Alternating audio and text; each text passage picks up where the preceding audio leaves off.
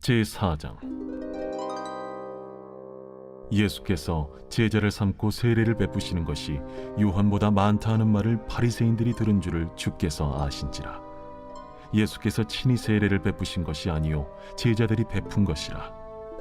유대를 떠나사 다시 갈릴리로 가실새 사마리아를 통과하여야 하겠는지라. 사마리아에 있는 수가라는 동네에 이르시니 야곱이 그 아들 요셉에게 준 땅이 가깝고 거기 또 야곱의 우물이 있더라. 예수께서 길 가시다가 피곤하여 우물 곁에 그대로 앉으시니 때가 6시쯤 되었더라. 사마리아 여자 한 사람이 물을 기르러 왔음에 예수께서 물을 좀 달라. 이는 제자들이 먹을 것을 사러 그 동네에 들어갔음이로라. 사마리아 여자가 이르되 당신은 유대인으로서 어찌하여 사마리아 여자인 나에게 물을 달라 하나이까? 이는 유대인이 사마리아인과 상종하지 아니함이로라. 네가 만일 하나님의 선물과 또 내게 물 좀 달라는 이가 누구인 줄 알았더라면 네가 그에게 구하였을 것이요 그가 생수를 내게 주었으리라. 주여, 물 기를 그릇도 없고 이 우물은 깊은데 어디서 당신이 그 생수를 얻겠사옵나이까?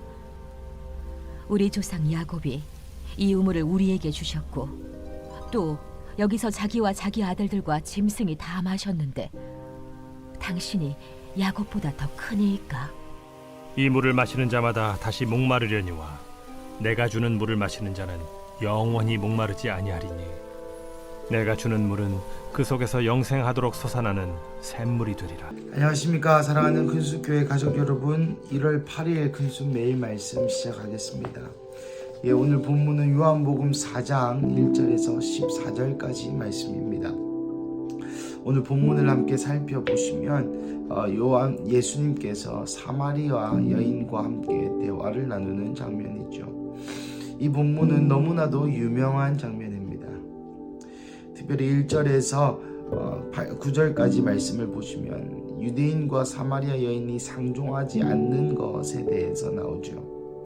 여러분 다 아시겠지만 한 번 더 설명드리자면 이때 아수르는 민족 혼합 정책을 썼습니다. 이것이 어떤 의미냐면 이스라엘 사람과 아수르 사람 그리고 아수르가 정복한 사람들이 한 동네에 모여서 함께 살도록 하고 또 적극적인 혼인 정책으로 인하여 그들이 서로 결혼하고 아이도 놓고 이러한 정책을 썼다는 것이죠. 그것을 통해서 한 민족 독립을 하지 못하도록 말이죠. 생각해 본다면 우리가 일제강점기 시절에 만약에 우리의 선조들이 일본인과 함께 결혼하고 또 일본인과 함께 살았다면 그의 자식은 한국인이지도 일본인이지도 않은 채로 살게 되었을 것입니다. 그들의 후손의 후손이 점차 독립의 의지가 줄어들게 되는 것이죠. 왜냐하면 어떤 사람들은 한국인이라 정체성을 가질 것이고 어떤 사람들은 일본인이라 정체성을 가질 것이고 또 그러한 민족 개념이 모호해지기 때문에 하나로 뭉쳐서 큰 나라를 대항할 수 없기 때문입니다. 그러한 사람들이 모여 살았던 곳이 그러한 사람의 후손들이 모여 살았던 곳이 이 사마리아라는 동네입니다. 아시다시피 유대인들은 이 동네를 들어가지도 않고 오히려 그 동네를 지나쳐야 할 일이 있다면 차라리 조금 더 걷더라도 돌아가는 것을 택할 정도로 선민 사상에 아주 찌들어 있었던 이 이스라엘 백성들은 이 사마리아인들을 무시하고 오히려 개보다도 더 못한 존재들로 여겼던 것이죠. 그 사마리아 동네에 예수님이 들어가 예수님이 이 사마리아 여인과 대화를 합니다. 하지만 이 대화가 참으로 이 일반적인 사람이 하는 대화라고 보기가 굉장히 어렵습니다. 그 대화의 장면이 10절부터 14절까지 나오는데요. 한편 함께 살펴보신다면 예수님께서 이렇게 사마리아 여인에게 먼저 물을 달라고 하죠. 사마리아 여인이 이렇게 대답합니다. 왜 나에게 물을 달라 합니까? 당신은 유대인이니 사마리아 여인이 나와 상종하지 아니하셔야 되는 거 아닙니까? 그러자 예수님이 또 이렇게 반문합니다. 네가 하나님의 선물과 또 물을 달라고 하느니 내가 누군지 알았다면 나에게 달라고 했을 거다. 그리고 내가 그 생수를 주었을 거다. 그러자 사마리아 여인이 무슨 뚱딴지 같은 소리입니까? 물 기르러는 내가 왔고 내가 이 바켓스도 들고 왔고 당신은 물 기를 그릇도 없는데 어디서 당신이 나에게 물을 준다는 말입니까? 그리고 또 우리의 조상이 야곱이 이 우물을 우리에게 주었고 야곱의 우물이라 일컫는 여기에서 이 이스라엘 야곱이라는 것은 야곱의 이름이 이스라엘이지 않습니까? 이스라엘의 원류가 되는 그 조상들이 대대로 마신 이 우물에서 당신이 물을 찾지 아니한다면 어디서 물을 찾겠습니까? 당신이 야곱보다 이스라엘보다 더 위대한 사람입니까? 라고 반문합니다. 그의 대답 예수님이 대답하시되 물을 마시는 자마다 다시 목이 마를 것이지만 내가 주는 물은 영원히 목마르지 않다. 내가 주는 물은 영원토록 솟아나는 샘물이다. 여러분 이게 논리적인 대화이진 않지 않습니까? 저는 이해가 잘 안 되었습니다. 하지만 이 구절을 가지고 수많은 해석과 수많은 영적인 보물이 있지만 오늘은 이 물이라는 관점에 대해서 함께 말씀을 나눠보고 싶습니다. 여러분 물의 별명이 있죠. 그것은 바로 생명의 근원입니다. 그리고 사람의 몸의 70% 정도가 수분으로 되어 있습니다. 혈액부터 시작해서 안에 있는 모든 장기에 또 수많은 우리의 몸의 부분들이 70%가 사실 물, 수분이라는 것이죠. 그리고 여러분 요즘 이 테라포밍이라고 하죠. 이 화성에 이주하는 거, 달에 이주하는 거, 뭐 그런 우주선 이런 얘기에서도 인간이 다른 행성에서 살 수 있는 첫 번째 요건은 물이요, 두 번째 요건이 대기입니다. 우리가 마실 수 있는 산소와 공기라는 것이죠. 그러한 관점에서 인간에게 물은 기본적인 욕구와 욕망과 갈망을 뜻합니다. 생명과 직결적으로 연결되는 욕구를 넘어서 오늘 이 사마리아 여인이 말하는 물도 실제로 마시는 물이겠거니와 나아가 우리의 눈앞에 있는 모든 필요를 뜻하죠. 하지만 예수님의 물은 달랐습니다. 예수님의 물은 영원한 생명의 물이요 영원한 갈망을 해소할 수 있는 물이라는 것이죠. 사랑하는 가족 여러분, 우리가 예수님을 이 사마리아 여인처럼 우물가에서 만난다면 우리는 예수님께 과연 무엇을 구할 수 있을까요? 여기서 말하는 인간적인 물이란 우리의 삶의 필요를 이야기한다고 말씀드렸습니다. 직접적으로 설명하자면 내 눈앞에 있는 문제를 해결해 줄 수 있는, 인간적인 수준으로서 목이 마른 고통을 해소해 줄 수 있는, 내 눈앞에 있는 문제를 해결해 줄 수 있는 바로 그것이 인간적인 물이죠. 하지만 그와 동시에 예수님께서 우리에게 주신 물은 이 눈앞에 있는 인간적인 문제를 해결하는 물이 아니라 영원의 문제, 영원한 생명의 삶을 선물해주는 영원한 죄의 문제를 해결할 수 있는 그 물을 이야기하는 것입니다. 그렇다면 당연히 우리는 예수님의 이 물, 구원 자체이신 예수님의 이 물을 구하겠죠.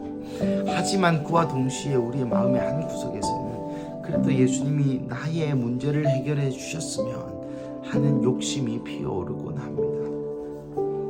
사랑하는 가족 여러분, 오늘 본문에서의 어떤 물을 내가 선택할 것인가에 대한 핵심은 예수님을 예수님으로 알아보느냐에 달려 있습니다. 사마리아 여인에게 예수님이 이렇게 했죠. 네가 내가 누군지 알았더라면 구하였을 것이다. 사랑하는 가족 여러분, 그래서 오늘 저의 말씀은 이 큐티 본문의 저의 적용은 예수님을 바라볼 수 있는 눈을 갖자는 것입니다.